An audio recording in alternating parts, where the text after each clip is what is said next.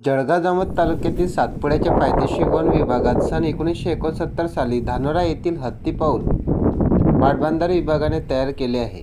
या धरणाचा फायदा शेतकरी आणि मासोळी पालकांना वरदान ठरला आहे।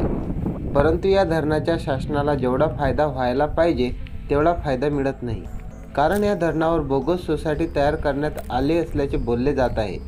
वन विभागातील राजुरा धरण, गोडाळा धरण आणि धानोरा धरण या तिन्ही धरणातून दरवर्षी लाखो रुपयाची मासोळी निघत असते, परंतु मत्स्य विभाग याची हराशी करीत नाही।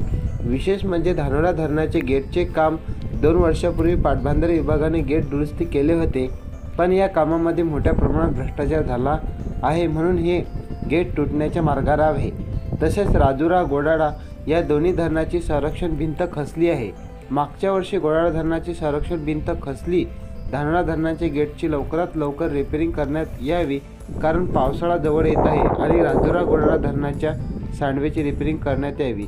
जळगाव उन्नतीकरता शमी बापू देशमुख, जळगाव जामोद।